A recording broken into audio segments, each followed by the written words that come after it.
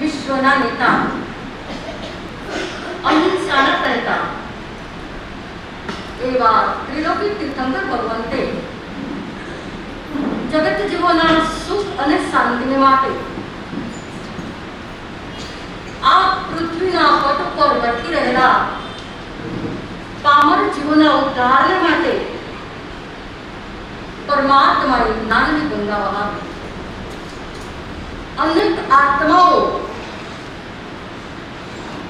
જ્ઞાનને પામી અને જ્ઞાની બની ગયા. અનેક આત્માઓ જ્ઞાનને પામી અને જ્ઞાની બનવાનો પુરુષાર્થ કરી રહ્યા છે. અનંત કાળથી ભટકી રહેલો મારો ને તમારો આત્મા અનેક વખત આ જ ભવની અંદરમાં મેં અને તમે જ્ઞાન પ્રાપ્ત કરવાનો પુરુષાર્થ કરી ચૂક્યા, પણ સાચા અર્થમાં જ્ઞાન પામ્યા કે નહીં, સાચા અર્થમાં એ જ્ઞાન આપણા વર્તનમાં પરિવર્તિત થયું કે નહીં, એ ચેકિંગ કરવાનો દિવસ એટલે જ પર્યુષણ મહાપર્વ. પર્વાધિરાજ મહાપર્યુષણનો આજ ચોથો દિવસ. અનેક પ્રકારની આરાધના કરી રહેલા આત્માઓ આત્મભાવની અંદરમાં આગળ વધી રહ્યા છે. અનેક આત્માઓ અનેક પ્રકારની આરાધનાઓ કરી રહીને અનંત કર્મની ભેખડોને તોડી રહ્યા છે. આજના વ્યાખ્યાનનો વિષય શ્રુત જ્ઞાન કરે જીવન પરિવર્તન. શ્રુત જ્ઞાન કરે જીવન પરિવર્તન. આજના વ્યાખ્યાનનો વિષય શ્રુત જ્ઞાન કરે જીવન પરિવર્તન. એ વિષય પર વાત કરતા પહેલા થોડા આપણે આપણા ભાવોને જાણવા છે. તમારા આત્માને પરિભ્રમણ કરતા કરતા અનેક વખત યાતનાનો ભવ મળ્યો, અનેક વખત યાતનાનો ભવ મળ્યો, અનેક વખત યાચનાનો ભવ મળ્યો અને અનંત પુણ્ય રાશિ ભેગી કરી ત્યારે મને અને તમને યત્નાનો જન્મ મળ્યો. અનેક વખત મારા અને તમારા આત્માને યાતનાનો ભવ મળ્યો, અનેક વખત મારા અને તમારા આત્માને યાચનાનો ભવ મળ્યો અને અનંત પુણ્ય રાશિ ભેગી કરી ત્યારે મારા અને તમારા આત્માને યત્નાનો ભવ મળ્યો. યાચનાનો ભવ એટલે શું? કઈ ગતિના જીવોને યાચનાનો ભવ મળ્યો કહેવાય? યાચનાનો ભવ. યાચના એટલે માગવું. હજુ જોઈએ છે, હજુ જોઈએ છે, હજુ રિક્વાયરમેન્ટ છે, ક્યારેય પણ સંતોષ ન થાય. ગમે તેટલું માગીએ, ચાટકિયા ભાઈ, ગમે તેટલું માગીએ છતાં પણ સંતોષ ન થાય એવો ભવ કયો? હા, દેવગતિનો ભવ. ગમે તેટલું સુખ હોય, દેવ વિમાનની અંદરમાં અનેક પ્રકારનું સુખ હોય છતાં પણ એ સુખની એમને તૃપ્તિ ન થાય એવો યાચનાનો ભાવ એટલે દેવગતિ. યાતનાનો ભાવ એટલે દુઃખનો ભાવ. કઈ ગતિની અંદરમાં દુઃખ મળે બધા? તિર્યંચ ગતિ અને નરક ગતિ. મારો અને તમારો આત્મા આવા દુઃખના અનેક ભવ કરી ચૂક્યો છે. અનેક વખત નરકની અંદરમાં ઉત્પન્ન થયેલો આપણો આત્મા, અનેક વખત તિર્યંચના ભવને પામી ચૂકેલો મારો અને તમારો આત્મા. કેટલું જબરજસ્ત પુણ્ય પ્રાપ્ત કર્યું હશે આપણે. કોઈ પણ ભવની અંદરમાં કેવી આરાધનાઓ કરી હશે મારા અને તમારા આત્માએ કે યાચનાનો ભવ પણ નથી, યાતનાનો ભવ પણ નથી, પણ મને અને તમને અત્યારે યત્નાનો ભવ મળ્યો છે. કયો ભવ મળ્યો છે? યત્ના એટલે શું? જતના કરવી. જીવ દયા પાડવી, દયા પાડવી, યત્ના કરવી, જોઈ જોઈને ચાલવું, તોલી તોલીને બોલવું, વિચારી વિચારીને વર્તન કરવું. કોઈ પણ પ્રવૃત્તિ કર્યા પછી એ પ્રવૃત્તિના રીઝનની જાણ રાખવી એટલે આ યત્નાનો ભવ, જાગૃતિનો ભવ. તો આ ભવ મળ્યા પછી નથી નારકીના જીવો કંઈ કરી શકતા, નથી દેવલોકના જીવો કંઈ કરી શકતા. માત્ર ને માત્ર કંઈક કરવું છે તો એ મનુષ્ય ગતિના જીવો જ કરી શકે છે. અને એની અંદરમાં બધી જ પ્રકારના મનુષ્યો જે ધારે તે કરી શકતા નથી. એક જ જૈન ધર્મને પામી ચૂકેલા મનુષ્યો જેમને એક પ્રકારનું વિઝન મળ્યું છે. શું મળ્યું છે હેમલભાઈ? જેમને એક પ્રકારની દ્રષ્ટિ મળી છે કે આમ કરશો તો પુણ્ય થશે અને આમ કરશો તો પાપ બંધાશે. જેમને કહેવાય વિઝન. આજનો વિષય છે જ્ઞાનથી જીવનનું પરિવર્તન. આપણે જ્ઞાન કહેશું કોને? ઇન્ફોર્મેશન એટલે જ્ઞાન. ઇન્ફોર્મેશન એટલે જ્ઞાન. ઇન્ફોર્મેશન એટલે શું? માહિતી. રાઈટ? ઇન્ફોર્મેશન એટલે માહિતી. નોલેજ એટલે શું? જ્ઞાન. કયું જ્ઞાન? નોલેજ એટલે કયું જ્ઞાન? વ્યવહારનું જ્ઞાન.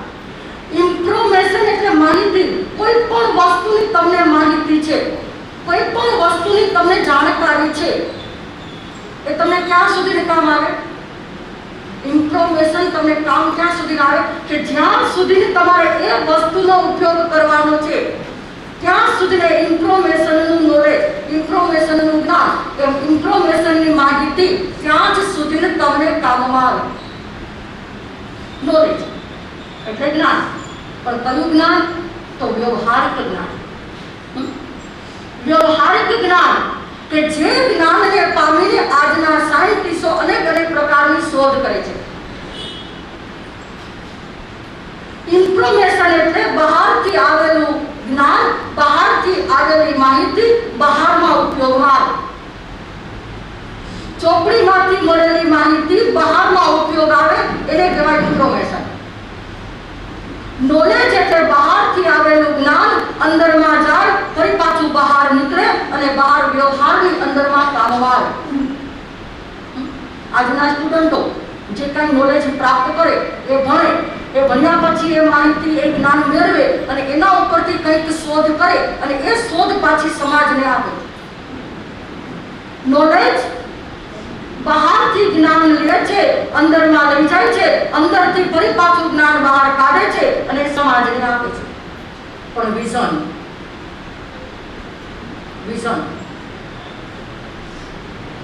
એટલે દ્રષ્ટિ.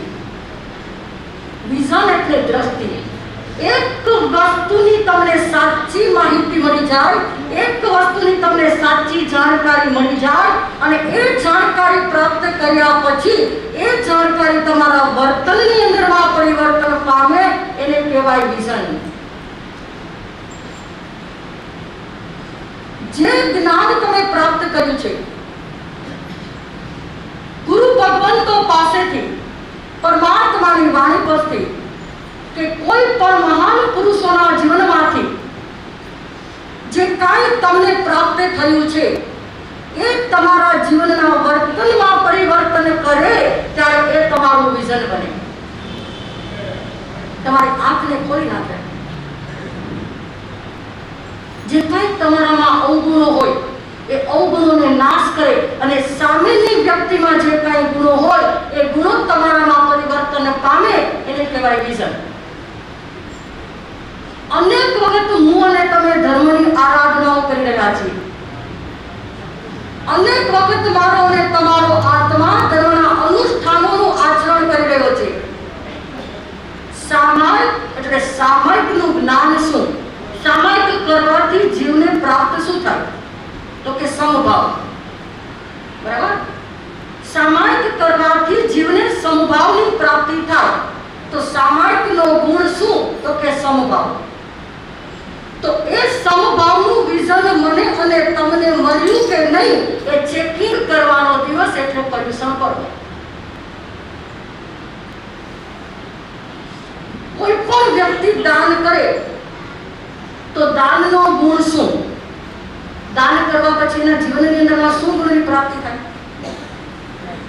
બોલો વસંતભાઈ, કેટલું દાન કર્યું?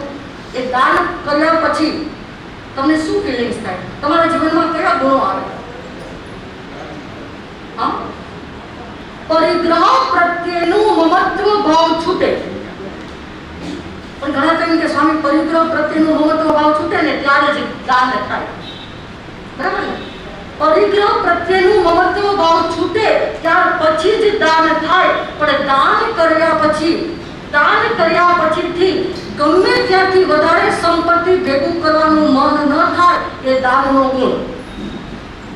લાવો ન થાય, જોઈએ છે ન થાય, ભેગું કરવું છે એવું ન થાય. એક વખત જેમને છોડવાની ભાવના થાય એમને ક્યારેય પણ પરિગ્રહ કરવાની ભાવના ન થાય. તો જ્ઞાની ભગવંત કહે છે આ નોલેજ, ઇન્ફોર્મેશન બહારથી મળે, નોલેજ બહારથી મળે, પણ વિઝન ક્યાંથી મળે? વિઝન ક્યાંથી મળે? હા, સ્કૂલમાં જાઓ અને કોઈ તમારી આંખો ખોલી દે, ગમે તેવી યુનિવર્સિટી હોય પણ ક્યાંય પણ તમને તમારી દ્રષ્ટિનો ઉગાર થાય એવું જ્ઞાન પ્રાપ્ત થાય ક્યાંથી મળે? તમારા જીવનની તમારી દ્રષ્ટિનો ઉગાર થાય એવું નોલેજ, એવું જ્ઞાન માત્ર ને માત્ર તમને ગુરુ ભગવંતો આપી શકે. માત્ર ને માત્ર તમને ગુરુ આપી શકે.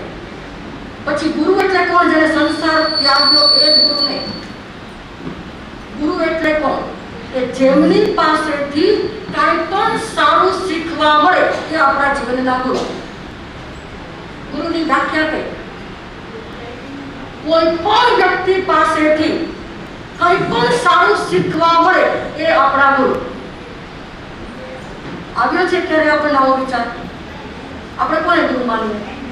જેને સંસારનો ત્યાગ કર્યો એ ગુરુ, જેમને વાઈટ કપડા પહેરી લીધા, પંચ મહાવ્રત ધારી લીધા, એ મારા ગુરુ. ઠીક છે, ગુરુ છે, નો ડાઉટ. પણ જીવન પરિવર્તન કરવા માટે જે તમારા જીવનની અંદરમાં જેમને જોઈને તમારા વર્તનનું પરિવર્તન થાય એ તમારા ગુરુ.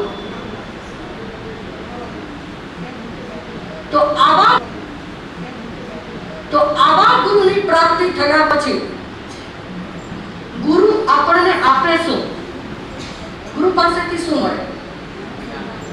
જ્ઞાન. ગુરુ પાસેથી શું મળે? જ્ઞાન. ક્યારે જ્ઞાન મળે? ગુરુ એ જ છે કે સંસારના જીવોને સૌથી પ્રથમ આંગળી આપે. ગુરુ સંસારના જીવોને આંગળી આપે. ગુરુ સંસારી જીવોની આંગળી પકડે. ગુરુ સંસારી જીવોને આંગળી બતાવે અને ગુરુ સંસારી જીવોને આંગળી ચીંધે. ગુરુ 4 પ્રકારનું કામ કરે. જીવનની અંદરમાં જેમને પણ ગુરુને ધારણ કર્યા હોય, જેની પણ લાઈફમાં ગુરુ હોય,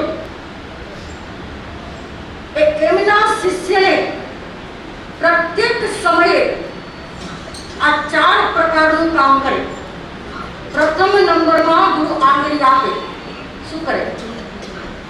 આંગળી આપે, પોતાની આંગળી આપે અને શિષ્યને કહે, ચાલ મારી આંગળી પકડી લે અને હું જે માર્ગે ચાલું છું એ માર્ગે ચાલ.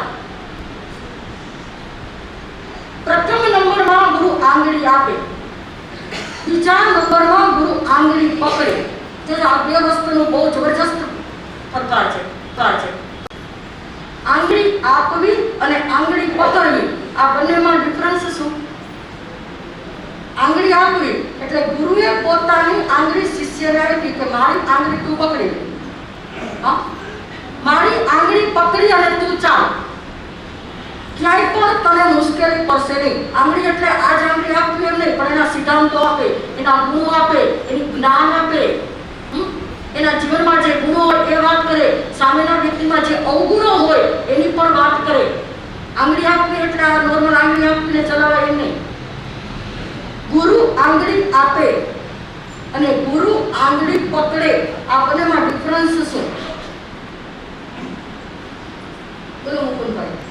આંગળી આપવી અને આંગળી પકડવી એ બંનેમાં ફેર શું? આંગળી આપે એટલે ગુરુ કહે છે શિષ્યને કે તું મારી આંગળી પકડ. શિષ્યએ ગુરુની આંગળી પકડી. ગુરુની આંગળી પકડીને શિષ્ય આગળ ચાલ્યો જાય છે. ચાલતા કંઈક પ્રતિકૂળતાઓ આવી, જીવનમાં કંઈક વાવ અંટોળ આવ્યા, કંઈક પ્રોબ્લેમ્સ આવ્યા. શિષ્યની આંગળી ઢીલી પડી ગઈ. શું થયું? શિષ્યની પકડ ઢીલી પડી ગઈ. એક વખત એક બાપ અને દીકરી પહેલાના સમયની અંદરમાં પુલ પરથી એક ગામથી બીજે ગામ જવું તો રસ્તાના પુલ ઉપરથી પસાર થવું પડતું. એક વખત બાપ અને દીકરી પુલ ઉપરથી પસાર થતા હતા. દીકરીને બાપે કહ્યું કે મારી આંગળી ચાલી લે. બાપે દીકરીને કહ્યું કે બેટા મારી આંગળી ચાલી લે. રસ્તામાં પુલ છે, નીચે પાણી છે, વરસાદનો માહોલ છે, બહુ પાણી હશે, નદીઓ ઉભરાશે, પુલ ઉપર પાણી આવી જશે તો બેટા તું ક્યાંક તણાઈ જાઈશ તો તું મારી આંગળી પકડી લે. દીકરીએ ના પાડી કે પપ્પા હું તમારી આંગળી નહીં પકડું. શું કીધું? પિતાએ કહ્યું બેટા મારી આંગળી પકડી લે.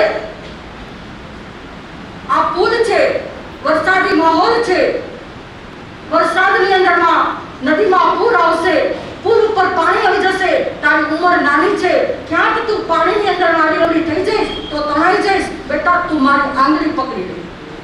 દીકરીએ ના પાડી. પિતાશ્રી હું તમારી આંગળી નહીં પકડું. શા માટે ના પાડી? દીકરી પોતાની જાત પર ચાલવા પરિપક્વ હતી. દીકરીને બાપ પર વિશ્વાસ ન હતો. દીકરી પોતાની જાત પર નિર્ભર હતી. શું હતું? શા માટે દીકરીએ બાપને આંગળી પકડવાની ના પાડી? કેમ બાપની આંગળી ના પકડી? વિશ્વાસ નતો. હા, પોતાના કરતા પિતાશ્રી પર વધારે વિશ્વાસ હતો. વાહ, વેરી ગુડ. દીકરીએ બાપને ના પાડી, હું તમારી આંગળી નહીં પકડું. કે બેટા જીદ નહીં કર, ચાલ મારી આંગળી પકડી લે. નહીં પપ્પા, હું તમારી આંગળી નહીં પકડું તો બેટા પણ શું કરું? આપણે એક ગામથી બીજે ગામ જવું છે, તને આંગળી પકડ્યા વગર તું આ પાણીની અંદરમાં ચાલી નહીં શક. મારે તારી રક્ષા કરવા માટે, તને બચાવવા માટે, તારી સેફટી માટે મારે તારે મારો હાથ પકડવો જ પડશે. દીકરી ન માની. નહીં પપ્પા, હું તમારી આંગળી નહીં પકડું. ત્યારે પિતાએ કહ્યું, બેટા તો શું કરીશ? આ રસ્તો કેવી રીતના પસાર કરશું? ત્યારે દીકરીએ કહ્યું, પપ્પા મારી આંગળી તમે પકડી લો. શું કહ્યું? મારી આંગળી તમે પકડી લો. તમારી આંગળી હું ન પકડું, મારી આંગળી તમે પકડી લો. હવે પિતા મોટા કે પુત્રી મોટી? તમે શું કરો? તમારી આંગળી પિતાને પકડાવો કે પિતાની આંગળી તમે પકડો? ગુરુ આંગળી આપે ત્યારે તમે આંગળી પકડો કે તમારો હાથ ગુરુને આપો, મારો હાથ તમે પકડો? શું કરો? એ બંને મારો હાથ તમે પકડો. શા માટે? કારણ કે એ દીકરીને ખબર હતી, એ દીકરીને પોતાની કેપેસિટીની ખબર હતી.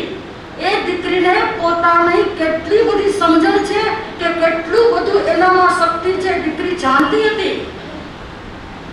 દીકરીને ખબર હતી કે મારી એવી કેપેસિટી નથી કે વાવ વંટોળ આવે, પાણી આવે, પૂર આવે અને એ પૂરના પ્રવાહની અંદરમાં કદાચ હું ઢીલી પડી જાઉં, કદાચ હું નબળી પડી જાઉં તો કદાચ મારી આંગળી હું છોડી દઉં અને પિતાની આંગળી મારાથી છૂટી જાય. પણ જે પિતાએ મારી આંગળી પકડી હશે ને, જે પિતાએ મારી આંગળી પકડી હશે ને મયુરીબેન, ગમે તેટલો વરસાદ હશે, ગમે તેટલું પૂર હશે, નદી કદાચ બે કાંઠે થઈ હશે અને ગમે તેટલા પાણીનો સામો પ્રવાહ હશે, તો ગમે તેવું પિતા પોતાની જાન પર ખેલીને પણ ક્યારેય મારો હાથ છોડશે નહીં. મારે તમને એ જ પૂછવું છે કે ગુરુની આંગળી તમે પકડી છે કે તમારી આંગળી ગુરુએ પકડી છે?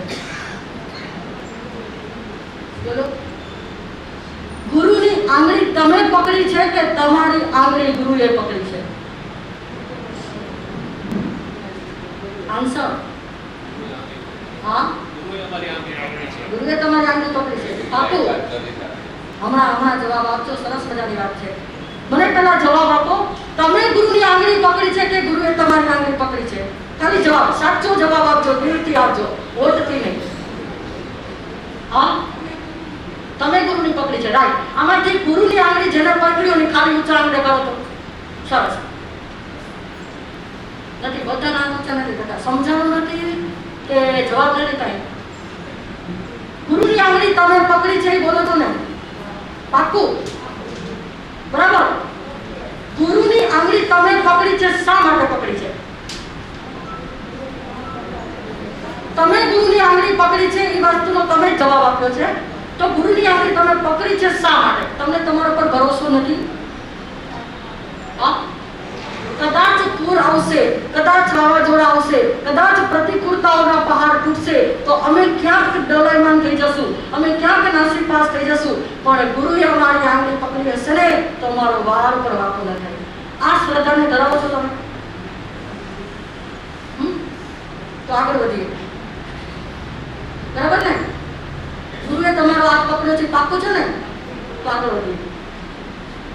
જે ગુરુએ તમારો હાથ પકડ્યો છે એ ગુરુ પર તમને શ્રદ્ધા કેટલી? જે ગુરુએ તમારો હાથ પકડ્યો છે, તમે જ કીધું કે ગુરુએ અમારો હાથ પકડ્યો છે. નંબર 1 ગુરુ આંગળી આપે, નંબર 2 ગુરુ આંગળી પકડે, નંબર 3 ગુરુ આંગળી ચીંધે અને નંબર 4 ગુરુ આંગળી બતાવે. નંબર 1 ક્લિયર કે ગુરુ આંગળી આપે, પણ તમે કીધું કે ગુરુ આંગળી પકડે એટલે અમે ગુરુને અમારો હાથ આપી દીધો છે કે ગુરુદેવ અમારો હાથ ઝાલી લો, ગુરુને મૈયા અમારો હાથ ઝાલી લો. હવે ગુરુ આંગળી ચીંધે છે. શું કરે છે? ગુરુ આંગળી ચીંધે છે. કઈ આંગળી ચીંધશે? બહેનો કાલ સામાયિક કરો ને ત્યારે મૌન સહિતની સામાયિક કરજો. ઉપાશ્રયની અંદરમાં એન્ટર થાવ ને ત્યારથી મૌન લેજો, ઘરે જાઓ ત્યાં સુધી મૌન. તમે જ કીધું કે ગુરુએ અમારો હાથ પકડ્યો છે, ગુરુ પર અમને શ્રદ્ધા છે.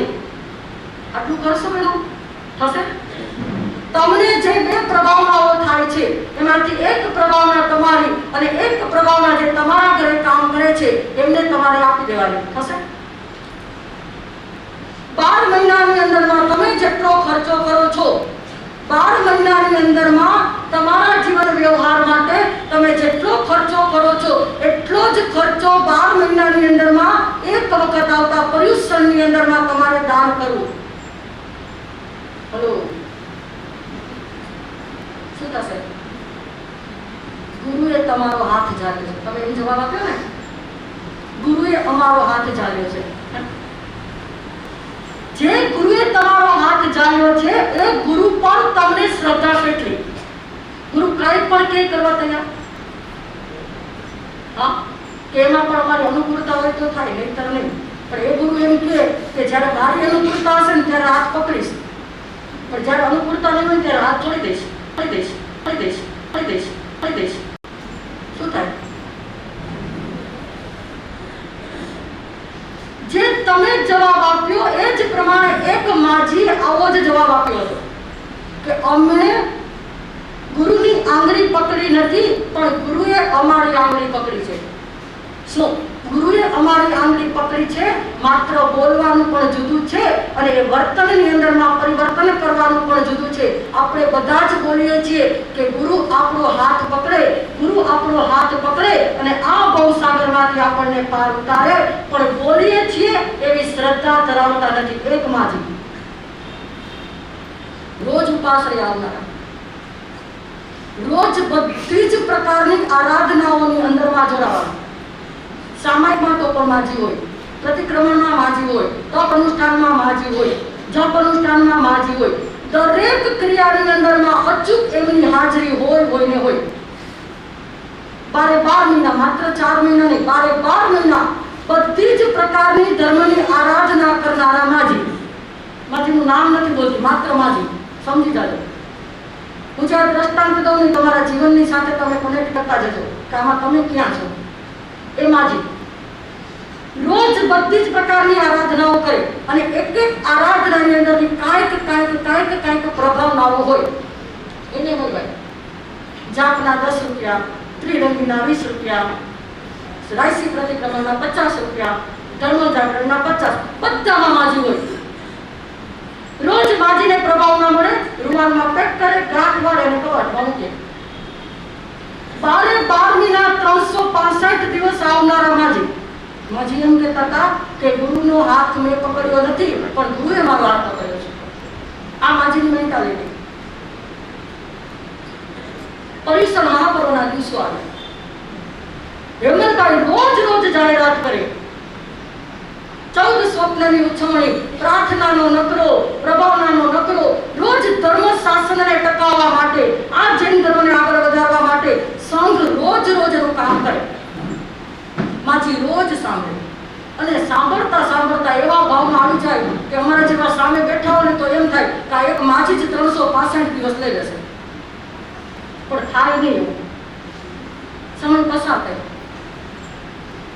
સમય પસાર થયો, વર્ષોની આરાધના કરનારા માજી આયુષ્ય પૂર્ણ થતા, સાંભળજો, આયુષ્ય પૂર્ણ થતા માજી પરલોક પ્રયાણ કરી ગયો. હેમંતભાઈ, આયુષ્ય પૂર્ણ થતા માજી પરલોક પ્રયાણ કરી ગયા. 2 દીકરા, વહુ, એના દીકરા, એની વહુ, ઘરમાં 6 વ્યક્તિનો પરિવાર, બધા જ ભેગા થયા. માજીની પ્રાર્થના સભા ગોઠવી, માજીનું ઉઠમણ ગોઠવ્યું, બધી જ લૌકિક વ્યવહાર પૂરો થયો. બધા ભેગા થયા, માજીનો કબાટ ખોલ્યો. શું કહ્યું? કહ્યું કે માજીનો કબાટ ખોલ્યો. માજીનો કબાટ ખોલ્યો, બધું જ કાઢતા હતા. સાડીઓ નીકળી, પથેરા નીકળ્યા, ગુચ્છો નીકળ્યો, મુપત્તી નીકળી, બારા નીકળી, બધું દાન કરવા માંડ્યા. દીકરાઓ કેવા સારા કહેવાય, કાંઈ જોતું નથી. શું જોઈ છે હવે જોજો. કાંઈ જોતું નથી, પથ્યનું કાંઈ જોતું નથી. પથ્યનું નીકળ્યું, જેને જોતું હોય લઈ જાઓ. ગુચ્છો નીકળો, અપાસરામાં લઈ આવો, ઘણા ધર્મ આરાધના કરે છે. મુપત્તી નીકળી, પરિસરમાં મૂકી આવજો. કોક દી આવનારા પાસે મુપત્તી નથી હોતી. બધું જ દાન. અને અંતે છેલ્લે અંદર ઊંડું હંતાડ્યું ને, એ એક પોટલી નીકળી. શું નીકળ્યું? માજીની પોટલી નીકળી. 2 વહુઓને તો કદાચ જાજા વર્ષો માજી સાથે રહેતા હતા ને, એટલે કાંઈક અટેચમેન્ટ હતું. એટલે 2 વહુઓ થોડાક દુઃખમાં હતા. પણ દીકરાની વહુ તો હમણાં જ આવી હતી. બહુ અટેચમેન્ટ ન હતું, એટલે એમને દુઃખ બહુ ન હતું, ફ્રેશ હતું. જેવું પોટલું નીકળ્યું ને, એવું દીકરાની વહુએ લીધું. કોણે લીધું? દીકરાની વહુએ પોટલી હાથમાં લીધી.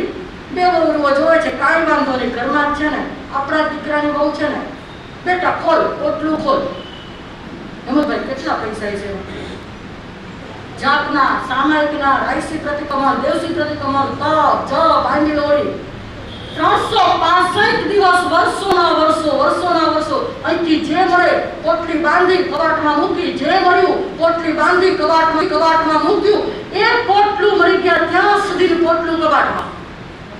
બધા જ વયા ગયા. દીકરાની વહુએ પોટલું ખોલ્યું. ધીમે કરતા ભેગી કરેલી લક્ષ્મી 1,40,000 રૂપિયા એમાંથી નીકળ્યા. કેટલા? 1,40,000 રૂપિયા. જ્યાં પૈસા ગણતા હતા ત્યાં દીકરો પૌત્ર આવ્યો. આ શું? બાપ પાસે આટલા બધા પૈસા હતા? બાતો કોઈ દી રિક્ષામાં નથી જોતા, બાતો કોઈ દી કેળાઈ નહોતા લઈ આવતા, બાતો ગાંઠિયાનું મને કહેતા હતા. આટલા પૈસા બાપ પાસે. 1,40,000 રૂપિયા બાના પોટલા માટે નીકળ્યા. હવે સાચું કહેજો, દીકરાના દીકરા શું કહેશે? એ પોટલાથી લક્ષ્મીજીની ઉછવણી લેશે કે તમારા પૈસા છો, ધર્મથી મળેલા પૈસા છે, તમે તમારો પુરુષાર્થ કરીને તમને મળેલા પૈસા છે, કરશે શું? તમારું નામ શું? 4 બંગડી વાળા. ભાઈ તમે સરોજ. હા, દાન દેશે. વાવ. દીકરાના દીકરા કરશે શું? સાચું બોલજો, તમારા દીકરાના દીકરા હોય તો શું કરે? 1,40,000 રૂપિયા છે.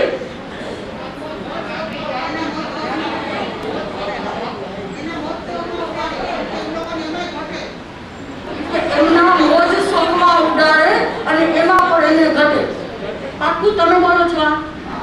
ફરીથી કહું છું, તમારી જેટલા પૈસા તમે ભેગા કરેલા હોય, કદાચ તમે મૂકીને એ પૈસા વયા ગયા, પાછળથી તમારો પરિવાર એ પૈસાનું કરે શું? તો કોઈ બોલા દાનમાં આપે, કીધું ધન્યવાદ. કોઈ કહે છે કે એના મોજ શોખમાં ઉડાડે અને એમાં પણ ઘટે. તો આ દીકરાની વહુ જેવા 1,40,000 નીકળ્યા ને, એવા દીકરાની બહુ જે હમણાં જ આવી, એમની પાસે એક્ટિવા નહોતું. શું નહોતું? એમની પાસે એક્ટિવા નહોતું. બધા વચ્ચે એક જ હતું. એ દીકરાની બહુ કહેશે શું? સરળ બેન, દીકરાની બહુ કહેશે શું? એક્ટિવા લઈ લો. હા, માજીનો આત્મા લક્ષ્મીજી લઈને ગયા હોત તો ખુશ થાત કે દીકરાની બહુ એક્ટિવા લે એમાં ખુશ થાત? સાંભળજો, આખી જિંદગી ધર્મની આરાધના કરેલો આત્મા, એક પૈસો ધર્મથી મળેલો પૈસો, અને એ પૈસો એના ગયા પછી ધર્મમાં વપરાય કે કર્મમાં વપરાય? સમજાય છે કઈ? લાગુ પડે છે કઈ? કદાચ તમારી ખુદની પાસે હોય ને એ પૈસાનું દાન ન કરો તો કાંઈ નહીં, પણ અહીંથી જે મળે છે, અહીંથી જે મળે છે એ પૈસાનું પણ જો દાન કરીએ ને તો ધર્મનો પૈસો ધર્મમાં વપરાય એટલે તમારી જબરજસ્ત પુણ્ય રાશિ હતી. તો આ માજી દીકરાની વહુઓ, દીકરાનો દીકરો ભેગો થઈને કહે છે મારી પાસે એક્ટિવા નથી, દીકરો કહે છે મારી પાસે ચાલુ ફોન છે, મારે સારામાં સારો એપલનો મોબાઈલ લેવો છે, 1,40,000. માજીએ હલકે શ્વાસે નો લીધો અને એ પૈસા મૂકવાની અંદરમાં માજી પરસેવે રેબઝેબ થઈ જતા હતા, કોઈ જોઈ ન જાય. અને એ જ પૈસો જ્યારે દીકરાઓના હાથમાં આવ્યો, શું કરવાનું છે આપણે? શું કરવાનું છે બહેનો? તો આ જ દ્રષ્ટાંત મારું અને તમારું વિઝન પ્રાપ્ત કરે. આ જ દ્રષ્ટાંતથી મારી અને તમારી દ્રષ્ટિ ખુલી જાય કે જ્યાં સુધી જીવિત છો ને ત્યાં સુધી તમે જે કર્યું તે તમારું, પણ તમને એમ થાય કે અમે જાસુ પછી અમારા પરિવારની હિંમતભાઈ જેવા કોક જ શ્રવણ હોય કે માતા પિતાના નામથી ને ધર્મની આરાધનાઓ કરાવે. બાકી ભૂલી જાઓ. અત્યારનો યુગ જનશાળાઓ બંધ, ઉપાશ્રયની અંદરમાં ગુરુ દર્શન બંધ, માત્ર ને માત્ર એજ્યુકેશનની પાછળ દોટ લગાડનાર આજનો બાળક જ્યારે તમે જાશો ત્યાર પછી કેને ખબર હશે કે ધર્મ શું અને દાન શું? તો જે તમે કરશો એ જ તમે પામશો. તો આજના વ્યાખ્યાનનો વિષય કે જ્ઞાનથી જીવન પરિવર્તન. એક માજીથી મેળવેલું જ્ઞાન કે માજી ભેગું કરેલું મૂકીને ગયા તો એ પાછળ એ પૈસાથી કર્મ બંધ બનાવનારા સાધનો આવ્યા, અને જેટલા સાધનો આવ્યા એ જેટલો સમય વપરાણા એટલા સમય માજીનો પૈસો હતો એટલે માજી પણ કર્મબંધના નિમિત્ત બન્યા. જો કર્મબંધનનું નિમિત્ત ન બનવું હોય તો આજના વિષયને માત્ર કાનથી નહીં, માત્ર હોઠથી નહીં, પણ હૃદયથી ઉતારી અને આપણને જે મળ્યું છે કે આપણે ધર્મની અંદરમાં જેટલો ઉપયોગ કરશું એટલું આપણને આવતા ભાવની અંદરમાં વધારે મળશે. તો એ જ ભાવના સાથે ખૂબ પર્યુષણ કરવાના વિશે આગળ વધીએ. એ જ મંગળ ભાવના.